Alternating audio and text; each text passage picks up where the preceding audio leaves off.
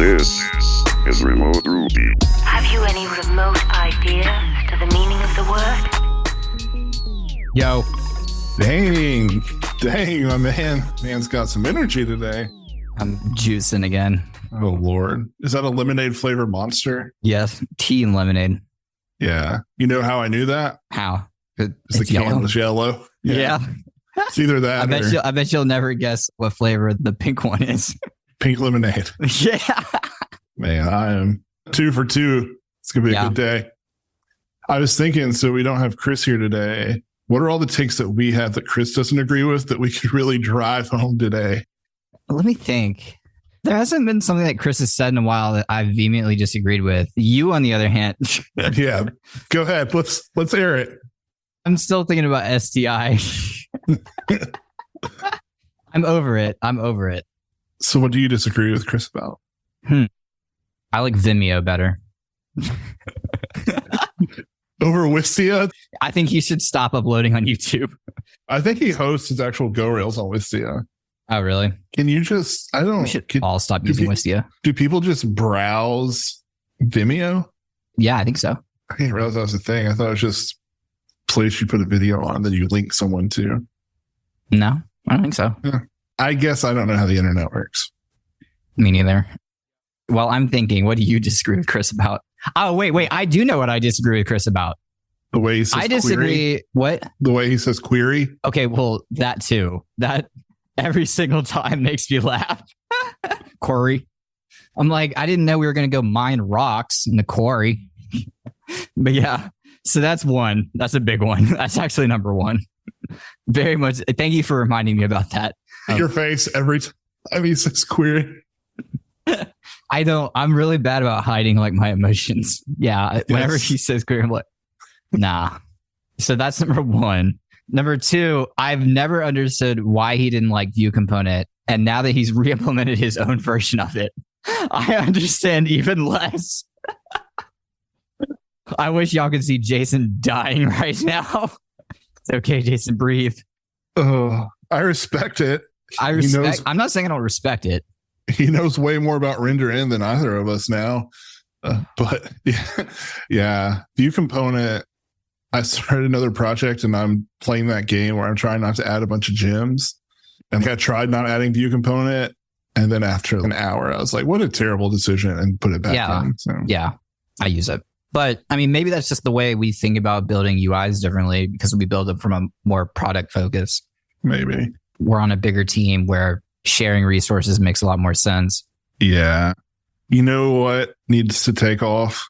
What? Web components. I think they did. We had an episode about this a while ago. I don't know if they've taken off. I don't want to talk about front end today because that's like all I talk about right now because that's all that's ever on my mind. And we're not a front end podcast. Even though I'm writing React these days. How do I pass a prop down 18 different levels?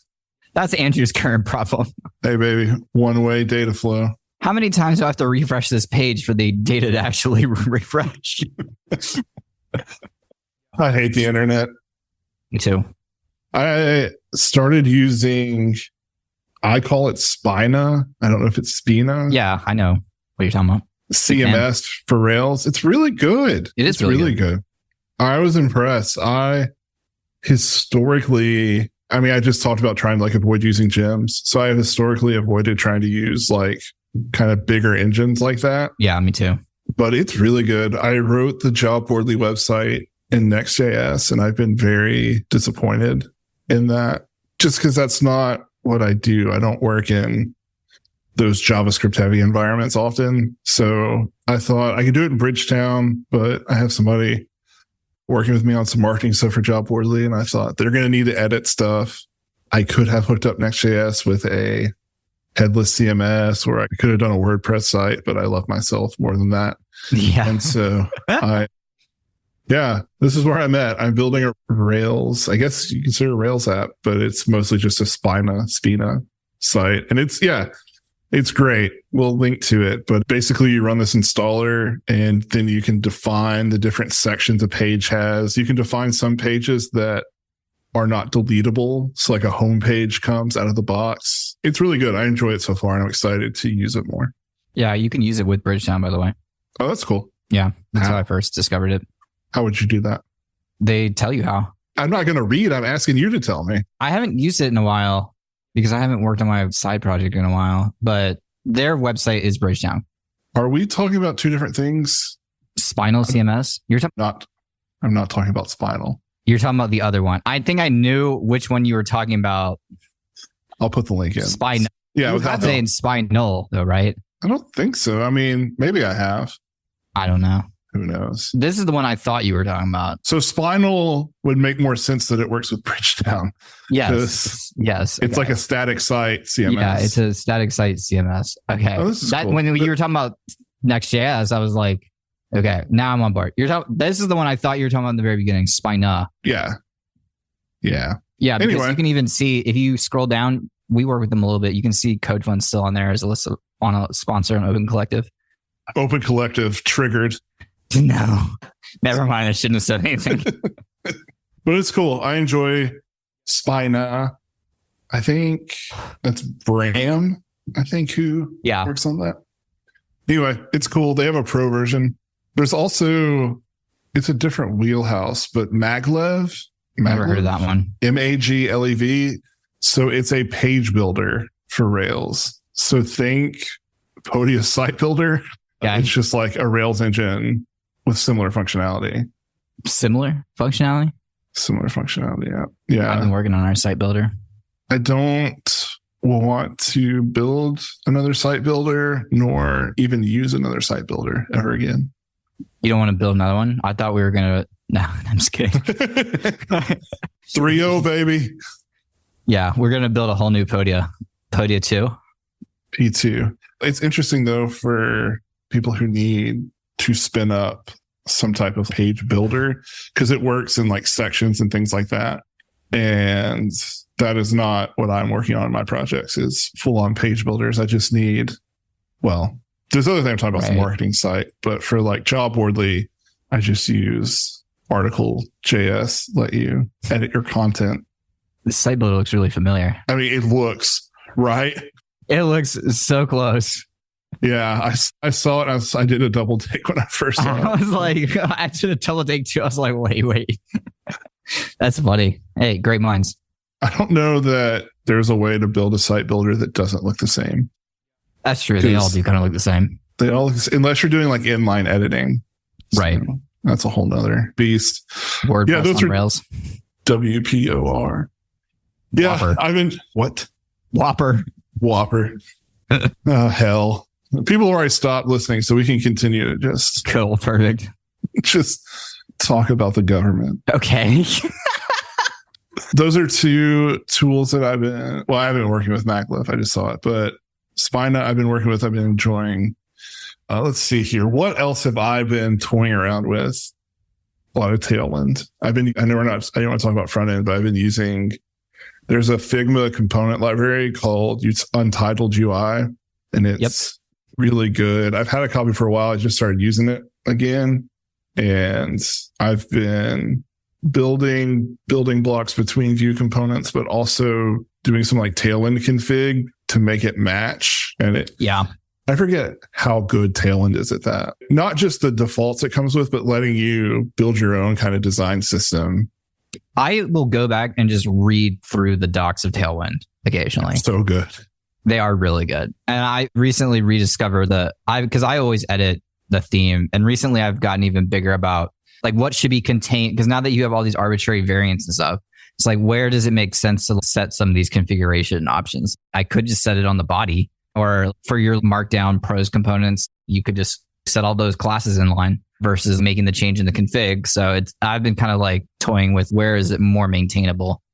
Yeah, I've been starting using arbitrary values. I don't mind using them in components because you get a lot of reusability that way. In Untitled UI, there's some spacing that's 18 pixels, which there isn't a thing that maps to in Tailwind because it's right between 4 and 5 and P4, P5. So I've used that enough now that I added a 4.5 and a 3.5 because I've been using them over and over again.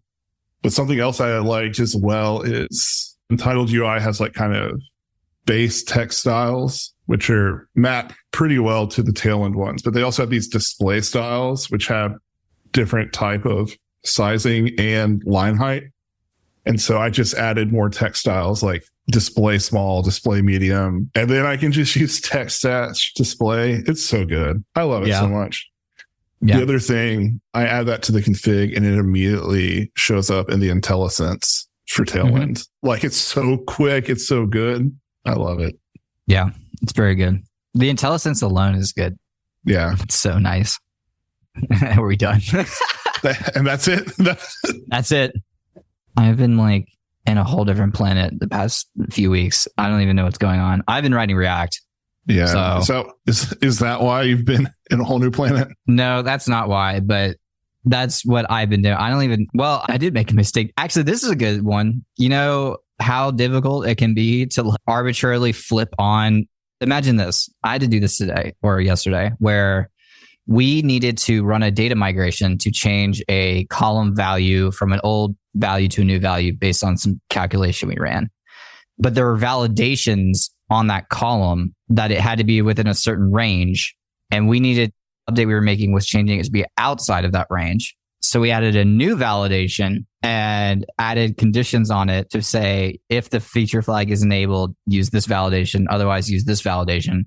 But then I ran into this issue where I realized that while we were migrating the data over, it was not going to fall into the right validation. And so we had to have this discussion about when to turn on the feature flag and how to run this data migration, because I knew it was going to take a little bit of time, but my calculation was wrong. It actually took an hour.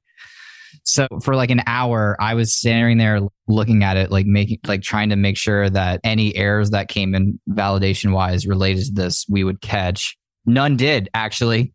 I can't believe that. But we did wind up in this interesting situation of migrating data when you have like validations on those columns and changing it to something outside of the original validation level. So you did do some Ruby. I did do some Ruby. Your favorite type, migrations. Yeah, migrations. I don't mind migrations. I think it's kind of like a puzzle. Did you do it as a maintenance task? I did. So we may have talked about it before. We use maintenance task at Podia. Maintenance tasks come out of Shopify, and essentially they just give you a way to define like kind of long running processes. They're powered by background jobs, and it's pretty cool because like they run in kind of like in batches. You define a collection of things that need a task run on them. And for us, that's a lot of times data migrations. And it keeps this like state of like, when you run it, it'll run in number of iterations, free up, do another job, run more. It's a really solid library. We use it for data migrations a lot. We use it for type of maintenance task. Yeah. I came from a world where everything like this was done in a rake task, and it is infinitely better. You didn't mention that you can pause the task while it's running, and if it fails, it can restart where it left off, and you can see like how far it got into it. It's really good. We've done this a handful of times. It's not a common thing, but you can give it a CSV to work with. Right. You can define variables. So part of the way Andrea actually set this up, but part of the way we add new features to like plans and stuff at Podia is through maintenance tasks, because they're database backed. So we can tell it like what plans it needs to go to and what the values, if there's any limits, things like that. It's so good. So if you haven't used that before, you should check it out. If you're doing data migrations and rake tasks, stop, drop, and roll over to this gem. Dang. I hit him with it. Yeah. Or if you're doing data migrations in database migration files. Yeah. Definitely. You have to be careful. Well, actually, okay. You have to be careful when you have some type of default scope. I was just about to say that. Yeah. You have to be I've careful. ran into that twice this week. Yeah. You go to run it in production and it doesn't like that. Part of the way, I guess, it calculates how to stop and pick back up and stuff is by not having some type of default scoping on it. Well, yeah, it's like a distinct and joins issue. And ordering. Yeah. So what we do is we call unscoped on it. But the takeaway here is just don't use default scopes. Yes, I firmly agree with that. I curse them whenever I run into that issue. Yeah, they seem like such a great idea when you add them. And then 2 weeks later, we have one. I have never added one. I don't think I've added one in several years. They used to be a default. So I used to be okay with them, but they cause problems, especially when they're like reversed ordered by default. And so you say like record.first and you're like, Dude, wait a second. that is so annoying. I expected like something with an ID of like single digits, and this is like in the hundreds of thousands. What is this? Yeah, well, that's the annoying part for me is I do .last a lot all the time. Oh yeah, and you end up and with then it gives you the first record, and I'm like, I don't want this. Yeah, I wish by default you couldn't set a default scope. True that. Default scopes are bad. Always. I'm saying it right now. What else is interesting? Jamie, our fearless leader, we also call him, some of us call him Dad at Podia, wrote this gem. Is it public? I've yet to look at this gem, really. Okay. So as Podia has grown, we have this problem where counting things becomes a much more involved process.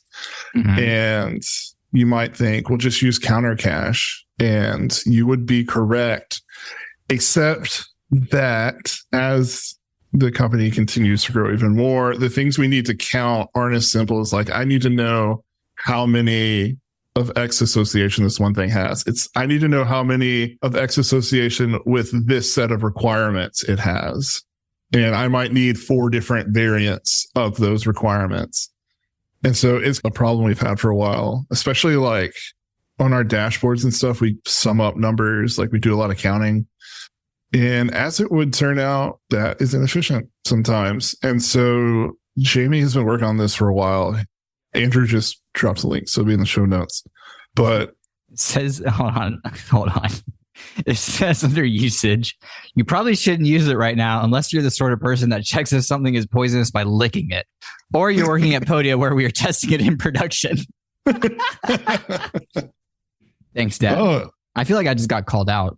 Let's see if it's on the old Ruby gems. It looks like it is called Counterwise on there. Yep. In the repo's public. Yeah, repo's public. Cool. Okay. Yeah. So basically, the way Jamie set it up is really cool. So at the core, there's a database table, counter values, and has a polymorphic relationship, much like if you've used active storage or action text. You don't have to run a database migration for every single type of attribute you want to track. So like if I add it has one image, has one file, I don't have to add some type of table for each one of those. So there's a polymorphic relationship, and you define, okay. Polymorphism. There it is. There it is. No STI. So 1-0 today. We're good. So there is declare something as countable. So you say, I don't know, I want to see how many emails this user has received. So you would say a user has a counter of received emails. And then it will keep track of that in a database column on a record called counter value. So then you don't have to do that math. It's just behind the scenes, always keeping track of those values. And it's got hooks in it. So you can define custom counters and say, when it's created, only if a record is created, only update the value if it meets this condition. Only every time you update it, increment or decrement based on this condition. Right. It's really good. I mean, it's still early stages, but I've had to interact with it a couple of times, and it's a really good solution to a really shitty problem. So he made Excel in Rails. Yeah. And it's really excelled in our code base. I just want to take a second to thank our sponsor, Honeybadger. Monitoring like web development can be complicated. There are tons of tools and techniques, but you just want to know that your app is up and your customers are happy. When your customers encounter a problem, you need clear, actionable intelligence, not walls of charts and reams of logs to tail. That's why they built Honeybadger, the monitoring tool we've always wanted. A tool that's there when you need it and gets out of your way when you don't, so you can keep shipping. Know when critical errors occur and which customers are affected, respond instantly when your systems go down, improve the health of your systems over time, and fix problems before your customers can report them. I know from personal experience, I've fixed bugs when they've shown up in Honeybadger and then emailed the customer to let them know, hey, I think I saw you get a 500 error. I fixed it, and I just wanted to let you know you can try again. And it blows those customers' minds to see that they didn't even have a chance to report the bug to you. It's wild. They love it.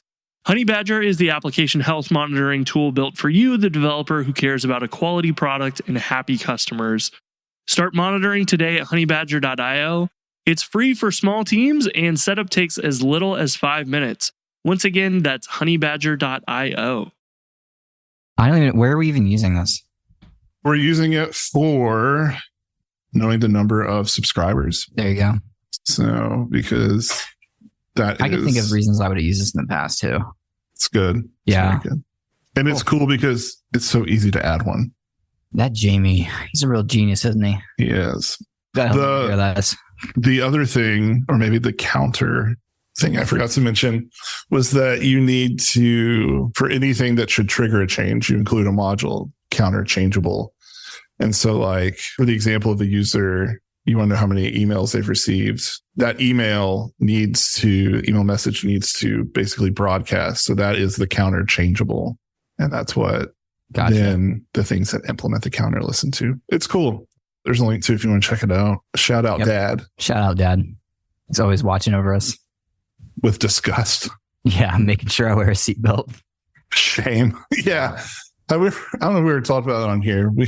Was it Rails Conf? Yeah, it was. This last one. Riding in an Uber where Andrew told our boss that he doesn't wear a seatbelt. You're missing the context of what was happening in this Uber car. Nope. We were in the back seat, all three of us, of this Uber car, and I was sitting in the middle, and there was no seatbelt. And I had made the comment, because of the way the driver was driving, I made the comment that if they slammed on the brakes, that it would be time to hire a new developer. And then I said something to the effect of like, well, I don't really wear a seatbelt anyway. And ever since, Jamie's been quite perturbed about that. I don't know if the context actually changed that much. The story still ended with you saying you don't wear a seatbelt. Okay, but I do. It depends on how I feel that day. Sometimes I forget to put the seatbelt on. Fair. Whenever I see a cop, I remember. I bet you do. Yeah. Bet you do. I remember real quick. And I think that's everything I have to talk about. Have I done anything else interesting?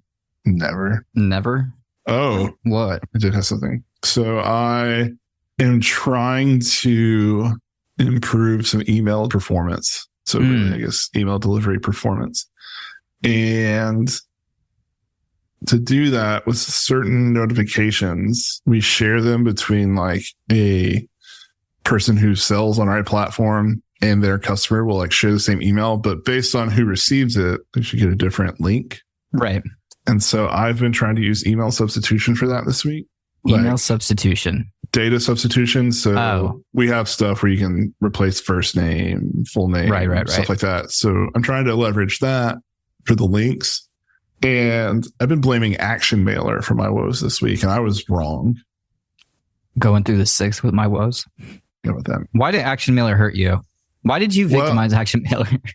So I was trying to set, actually all that needed to change was the host. So I set this, it's like the mustache syntax, right? And so I would set that in as like the host and URL to, or link to with a URL route helper, and wouldn't get picked up by the substitution because it was being escaped. And I thought, well, that sounds like a good feature, right? And so I got Action Mailer's doing that. So I got deep into Action Mailer, couldn't find anything, got knee deep in the mail gym, and then realized it's pre-mailer. So I spent several days trying to figure this out. Pre-mailer does it, and I can't tell if it's pre-mailer or pre-mailer Rails, but I had to effectively tell it in the mailer to skip pre-mailer. But if you've called mail already, take that message, run it through pre-mailer. I had to G-sub. God. It's awful. It's so bad, but I could not get it to stop escaping it. And I was prying into like the gyms locally and like walking through step by step. And I could never pinpoint where it actually gets encoded. Action Mailer, I'm sorry. Mail Gym, I'm sorry. So you victimized 2 gems for nothing and couldn't defeat the final boss. Couldn't defeat the final boss. No. You had to resort to regex. Apparently this is a problem for other people. And so I found someone who's like, oh, I've opened a PR to allow handlebar templating for Premailer, except it was for the Premailer Rust library. So Nice. You didn't want to convert Rust to Ruby? No, I did not. I'd rather use my crap ass regex. Yeah. There's a param, like a config option for Premailer that's don't escape URLs, but that didn't work for me. So Yeah. I mean, what does Premailer do? I mean, okay. So I don't know if you know. I have an idea of what it does. At Podia, we send emails. And okay, then you're halfway there. So what Premailer will do will allow us to write styles, and then it will convert styles into inline styles. Okay. It will also generate text parts out of HTML emails for us. It's a great jam. We used to use Roadie to do this for a long time. I've used Roadie. I want to say Roadie is not being maintained anymore. So Premailer seems, I could be wrong, but doing my research with Mario, it seems like Premailer is the one a lot of people agree on using now. So I mean, obviously they actively use it. Updated. Roadie has. Well, I guess that not Premailer. Well, that I'm looking at Premailer. Yeah, this is just Premailer, not Premailer Rails. I'm pretty sure Premailer is actually like written in Ruby too, and other languages port it. I'm pretty sure that's the case. Roadie was updated 5 days ago, release 5.2. Oh, I've slandered another gem. This gem is now in passive maintenance mode. Okay, so I only half slandered it. Yes, another victim. Victim. Yeah. Well, that's good. That sounds awful. Pretty dope. Pretty dope. Like the URL obfuscation, I've run into some issues with that recently as well. And I recently ran into the issue of like, I forgot what was valid to be in a URL and what wasn't. And I'm like, which one am I supposed to replace with %20 or whatever? That's the space, by the way. Unfortunately, I know that. Good. Well, slaps knee. I don't get anything. All right. We'll keep it short and sweet today. And that's how I like it. What's your favorite ice cream? Vanilla. What? Yeah, I love vanilla. Just vanilla? Okay, but what's your non-base flavor? Vanilla. Like you don't like Chunky Monkey or cookies and cream? I like the Americone Dream from Ben & Jerry's. Yeah. Never heard of that one. Is it like the red, white, and blue fire rocket popsicle? It's Stephen Colbert's flavor. Okay. The Tonight Dough. I like that one. I like cookie dough in my ice cream. I like those all right. But like we went to Ben & Jerry's, actually went into one 2 weeks ago. I just got vanilla. I love vanilla so much. Vanilla shakes, vanilla malts, vanilla ice cream. Gotcha. What's your favorite ice cream flavor? I like Butterfinger, Reese's. Yeah, I'm sure. Cookie dough, chocolate, fudge blast. So extra. I think vanilla is my favorite base flavor, or it used to be. I don't know. These days, I kind of like to mix them up. Kind of like vanilla and chocolate.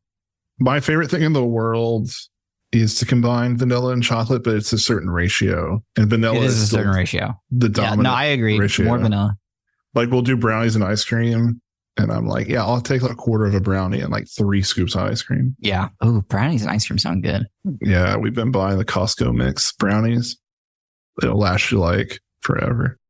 Do you want to take a bet if Chris listens to this episode? Why would he? Okay. Well, I mean, what side are we betting on? I bet he doesn't. I bet he doesn't too. But I'm curious if because we talk about it, someone will tell him that we bet on it and then he listens to it. Well, then we're going to have like a phrase that he's going to have to tell us or something so that we know. Chris, if you hear this episode, say, I actually like view components and I'm wrong for re-implementing them. All right. See ya. Bye.